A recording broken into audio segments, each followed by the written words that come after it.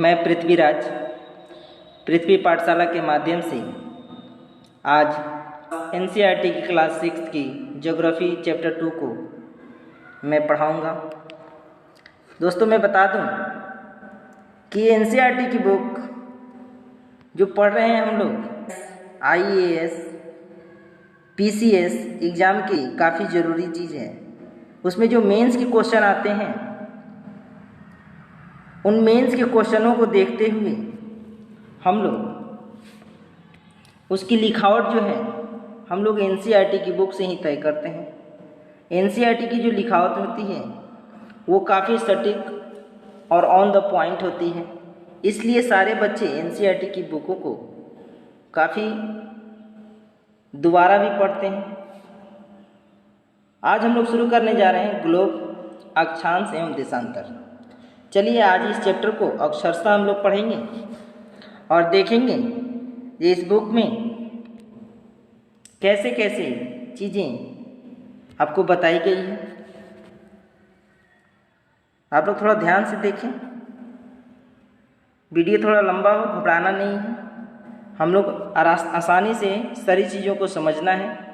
हमारी आवाज़ आप तक स्पष्ट जाए, इसलिए मैं थोड़ा स्लो पढ़ाता हूँ ताकि आप लोग कहीं भी आसानी से इसको पॉकेट में रखकर कहीं भी सुन सकते हैं और आसानी से हर चीज़ों को समझ सकते हैं। चलिए शुरू करते हैं ग्लोब, अक्षांश एवं देशांतर। पिछले अध्याय में आप पढ़ चुके हैं कि हमारी पृथ्वी गोलाकार नहीं है। यह उत्तर एवं दक्षिण ध्रुव पर थोड़ी चपटी एवं मध्य में थोड़ी उभरी हुई है। क्या आप कल्पना कर सकते हैं कि यह कैसी दिखती है? इस संबंध में यह जानकारी प्राप्त करने के लिए आप अपनी कक्षा में सावधानीपूर्वक ग्लोब को देखिए। ग्लोब पृथ्वी का लघु रूप में एक वास्तविक प्रतिरूप है।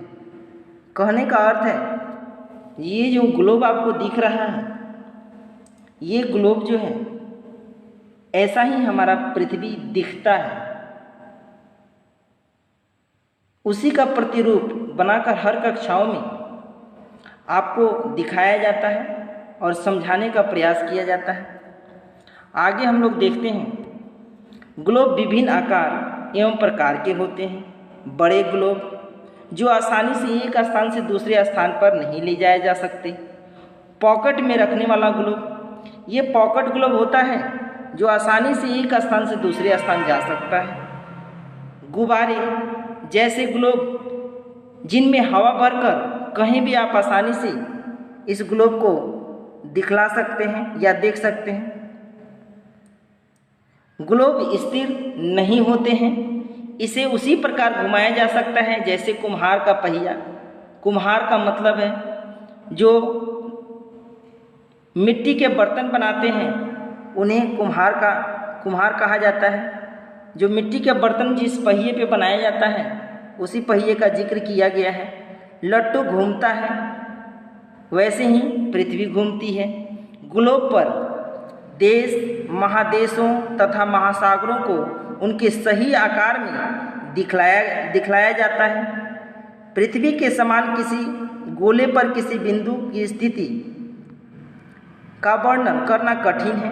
पृथ्वी पर किसी भी गोले या किसी स्थान या किसी जिले, शहर, किसी का भी वर्णन करना काफ़ी कठिन है, वह कहाँ स्थित है। इसलिए अब यह प्रश्न उठता है कि इस पर किसी स्थान की स्थिति कैसे बताई जा सकती है। इसके लिए हमें कुछ बिंदुओं एवं संदर्भ की आवश्यकता होती है, जिसे हम काल्पनिक रेखा के माध्यम से सर्वमान्य काल्पनिक रेखा को मान लिया गया है। आप देखेंगे कि एक सुई, जब आप ग्लोब को देखेंगे तो आपको दिखेगा ये सुई ग्लोब में झुकी हुई अवस्था में होती है, जिसे अक्ष कहा जाता है। जो ऊपर और नीचे ग्लोब को स्थिर करने के लिए प्रतिरूपों में जो सुई लगी रहती है, वो दोनों सुई अक्ष कहलाता है।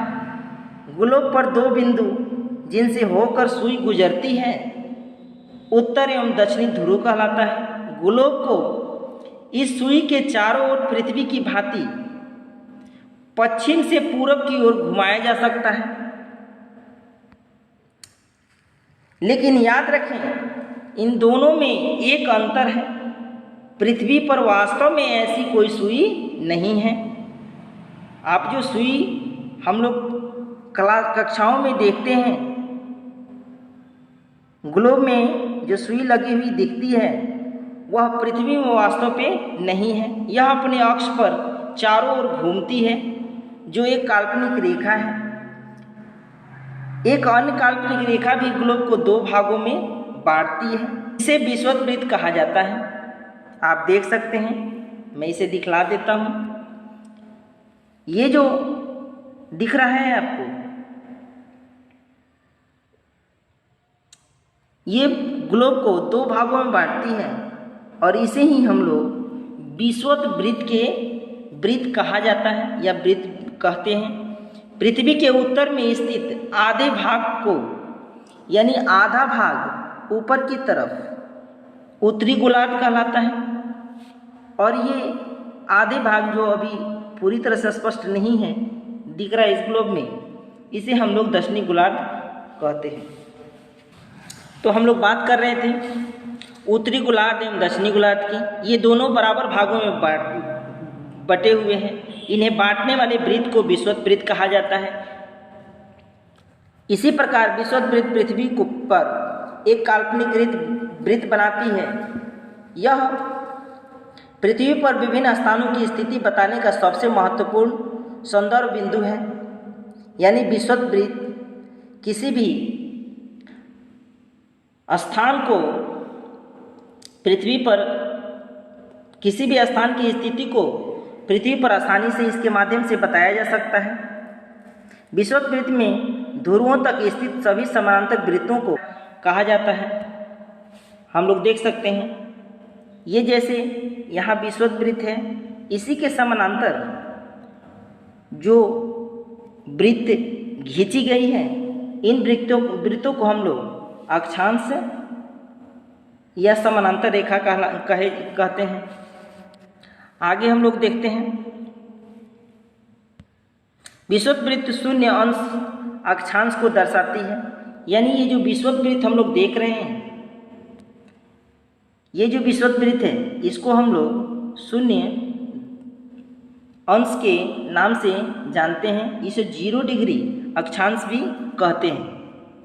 इसे भूमध्य सागर भी कहते हैं, यानी भूभाग को मध्य में बांटता है, इसे भूमध्य भी कहते हैं।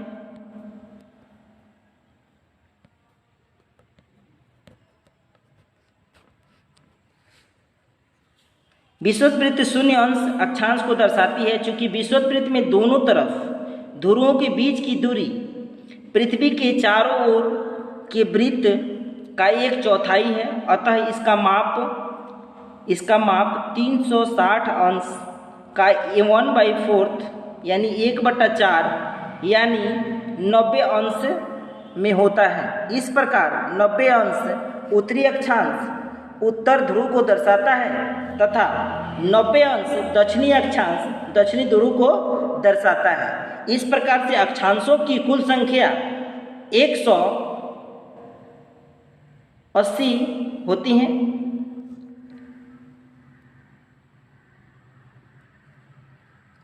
इस प्रकार विषुवत वृत्त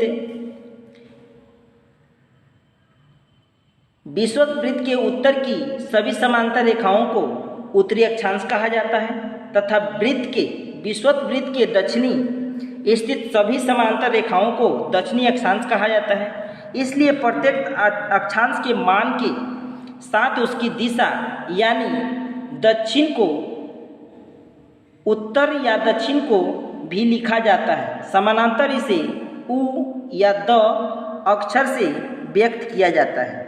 उदाहरण के लिए महाराष्ट्र में चंद्रपुर एवं ब्राजील दक्षिणी अमेरिका में बेलो होरिजोंटे दोनों एक ही अक्षांश 20 अंश पर स्थित हैं। लेकिन चंद्रपुर जो महाराष्ट्र में स्थित है वह विषुवत वृत्त के 20 अंश उत्तर में एवं बेलो होरिजेंटो विषुवत वृत्त के 20 अंश दक्षिण में स्थित है। इसलिए हम कह सकते हैं कि चंद्रपुर 20 अंश उत्तर अक्षांश पर तथा बेलो होरिजेंटो 20 अंश दक्षिण अक्षांश पर स्थित है। चित्र 2.2 में स्पष्ट है कि जैसे जैसे हम विषुवत से दूर जाते हैं अक्षांशों का आकार घटता जाता है। जैसे जैसे विषुवत वृत्त से हम लोग दूर जाते हैं अक्षांशों का आकार घटता जाता है। आप लोग चित्र के माध्यम से इसे आसानी से देख सकते हैं। ये जो दिख रहा है आपको, ये बीच में विषुवत वृत्त है और जैसे जैसे हम लोग ऊपर की तरफ बढ़ेंगे इनका आकार छोटा होता चला जाता है। इसी चीज को यहाँ बताया गया है। महत्वपूर्ण अक्षांश एवं देशांतर के बारे में अब हम देखेंगे। महत्वपूर्ण अक्षांश और देशांतर के बारे में हम लोग अब बात करते हैं। तो महत्वपूर्ण अक्षांश और देशांतर, तो हम लोग देखें ये महत्वपूर्ण अक्षांश और देशांतर कौन कौन से हैं। तो विषुवत वृत्त उत्तर ध्रुव तथा दक्षिणी ध्रुव के अतिरिक्त 4 महत्वपूर्ण अक्षांश एवं समांतर रेखाएं भी हैं। इस चीज को हम लोग अभी देख लेते हैं। पहला है उत्तरी गोलार्ध में कर्क रेखा, दूसरा है दक्षिणी गोलार्ध में मकर रेखा और तीसरा है विषुवत वृत्त के 66.5 डिग्री उत्तर में उत्तर ध्रुव वृत्त। इसे हम देख लें। विषुवत रेखा के 66.5 डिग्री दक्षिण में दक्षिणी ध्रुव वृत्त। इस तरह से हम लोगों ने देखा कि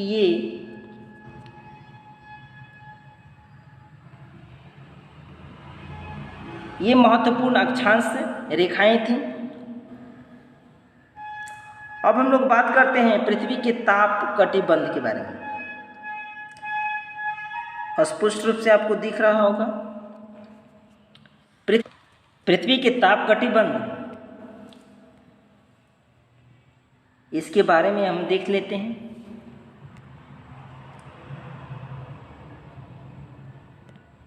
कर्क रेखा एवं मकर रेखा के बीच में हम लोगों ने 2 रेखा, एक दक्षिणी गोलार्ध में एक उत्तरी गोलार्ध में पढ़ा। तो कर्क रेखा एवं मकर रेखा के बीच में सभी अक्षांशों पर सूर्य वर्ष में एक बार दोपहर में सिर के ठीक ऊपर होता है। इसलिए इस क्षेत्र में सबसे ज़्यादा ऊष्मा प्राप्त होती है सूर्य से। इसलिए इस क्षेत्र को उष्ण कटिबंध कहा जाता है। कर्क रेखा तथा मकर रेखा के बाद किसी भी अक्षांश पर दोपहर में सूर्य कभी भी सिर के ऊपर नहीं होता। ध्रुव की तरफ सूर्य की किरणें तिरछी पड़ती हैं और ध्रुवों तक तो कभी कभी पहुंच ही नहीं पाती हैं। इस प्रकार उत्तरी गोलार्ध में कर्क रेखा एवं दक्षिणी गोलार्ध में मकर रेखा एवं दक्षिणी ध्रुव वृत्त के बीच वाले क्षेत्र का तापमान मध्यम रहता है। इसलिए इन्हें शीतोष्ण कटिबंध कहा जाता है। आप लोग समझ चुके होंगे। एक बार फिगर के माध्यम से भी आप लोग देख लेंगे। मैं दिखला देता हूँ। ये जो नीचे जो भाग दिखा हुआ है, ये जो दोनों तरफ दक्षिणी गोलार्ध और उत्तरी गोलार्ध में ये जो भाग यहाँ तक दिख रहा है, ये उष्ण कटिबंधीय प्रदेश है। और ये उत्तरी गोलार्ध में शीतोष्ण कटिबंधीय प्रदेश है। और इधर दक्षिण में ये दक्षिण शीतोष्ण कटिबंध है। इस प्रकार से हम लोगों ने देखा। आगे हम बात करते हैं, हम लोगों ने फिगर के माध्यम से देखा। आगे हम बात करते हैं उत्तरी गोलार्ध में उत्तर ध्रुव वृत्त एवं उत्तरी ध्रुव तथा दक्षिणी गोलार्ध में दक्षिणी ध्रुव वृत्त। दक्षिणी ध्रुव के बीच के क्षेत्र होते हैं वो काफ़ी ठंडा होते हैं, क्योंकि यहाँ सूर्य की किरणें तिरछी पड़ती हैं, सिर के ऊपर नहीं पड़ती हैं, इसलिए इन्हें शीत कटिबंध कहा जाता है। दोस्तों, इसी के साथ ये वीडियो यहीं समाप्त करता हूँ और आगे हम लोग अगले नेक्स्ट क्लास में देशांतर क्या है और इसका क्या महत्व है इस चीज़ को देखेंगे। जो चीज़ें समझ में नहीं आई उसे हमारे कमेंट बॉक्स में डाल देंगे, ताकि मैं फिर उसको अलग से आपको बता दूँ। ओके, धन्यवाद, थैंक यू।